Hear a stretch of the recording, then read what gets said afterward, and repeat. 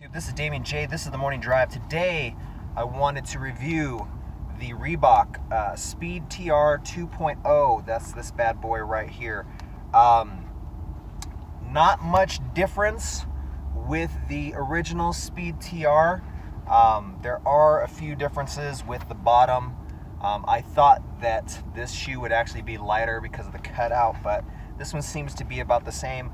The other thing that you'll notice is just looking at them is that the design is pretty much the same on both of them. It's kind of got the same cutouts.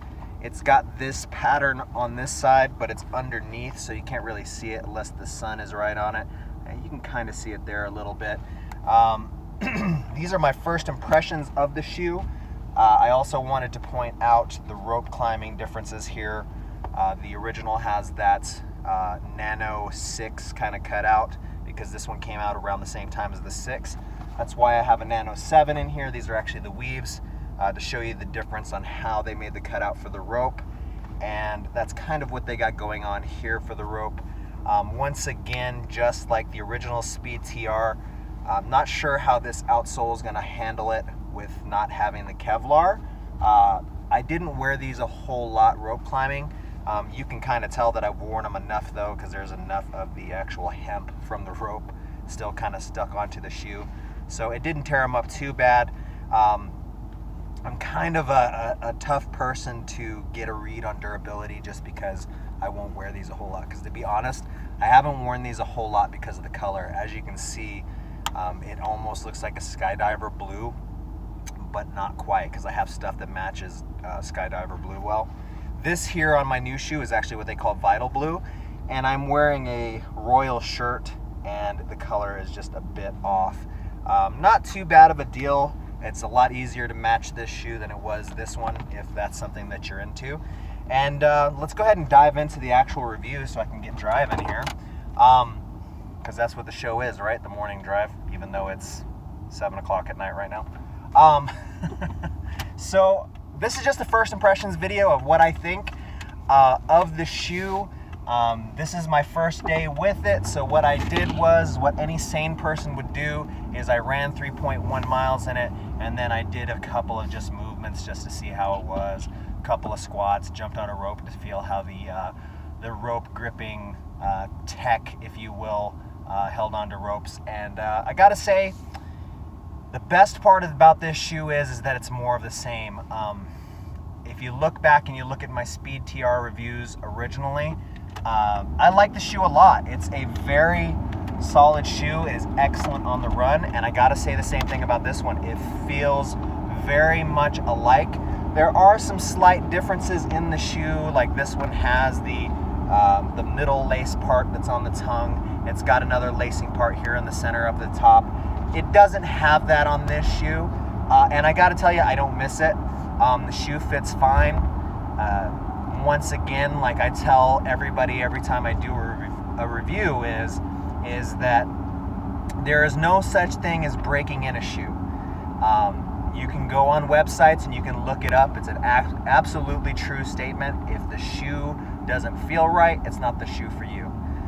Which kind of brings me to the Nano 7. The regular ones, they feel like shit. Whereas the weaves, they feel amazing. So whatever the difference was, the size was an issue. My feet fit fine in the toe box. Just for whatever reason, the Nano 7 sucked.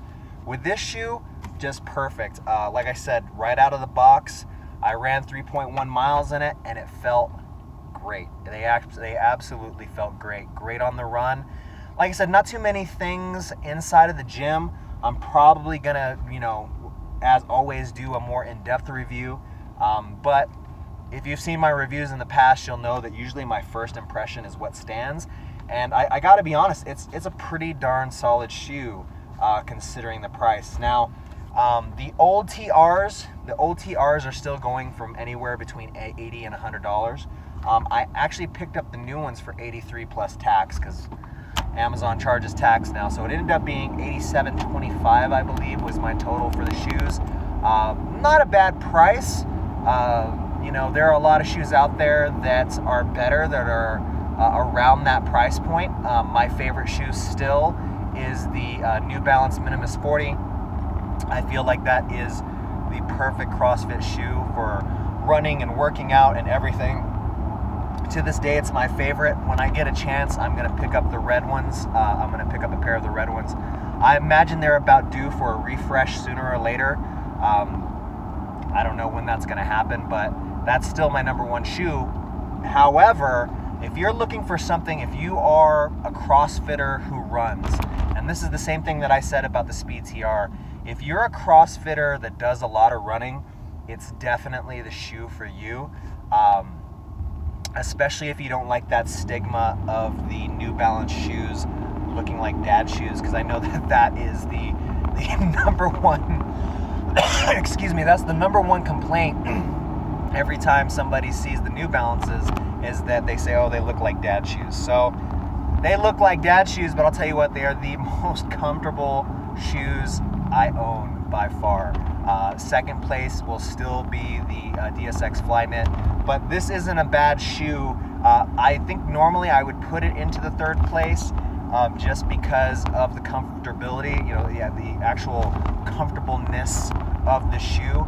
I would probably put it in third. Not sure just yet. Once I start getting into some WODs that have some heavy weightlifting, maybe some squats, things like that. Now, that is another thing that I will tell you. I do have lifting shoes, but when it comes to workouts, a lot of times I don't like being the guy that takes 15 minutes to go run, put on knee sleeves, and then throw on lifting shoes. I kind of think it's kind of a dick move because, the weightlifting portion is here, and then, okay, I need a weightlifting portion. I got to put on my weightlifting shoes. Then I got to take my shoes back off, and I got to put on my regular watch. I don't like being that guy. So I'd rather just wear the shoes all the way through the workout. So I usually get a pretty good feel of how they are. And I gotta be honest, it's more of the same, and that's not a bad thing. That is honestly what has made Nike so successful with their Metcon line, is that they don't change a whole lot. They may try a little something here, and they may try a little something there, but when you get down to it, their shoes are a lot of the same every time.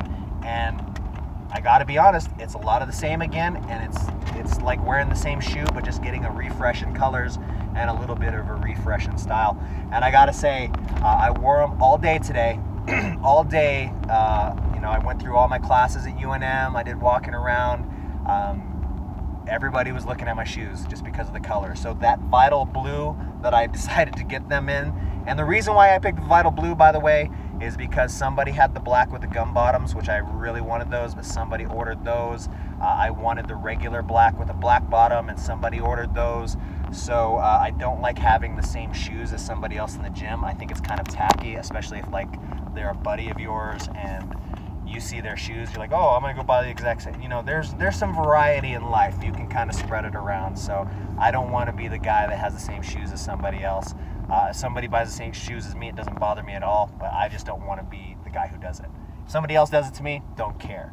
If I'm the one who's doing it, I'm not gonna do it. Now, granted, I know what you're saying. You're saying, oh, there's like 1 billion people on the earth. I'm sure somebody has the same shoes as you. Yeah, but not at my gym. So as long as it's not in the same box as me, I don't care. But as far as the shoe, pretty nice. I'll do a full in-depth review later. And, any questions about it so far, drop me a comment in the comments below. As always, you can follow me on the snaps, the tweets, and the grams. That's at Damian J, DAMIANJAY. Because I love you guys. Hey, thanks for riding with me.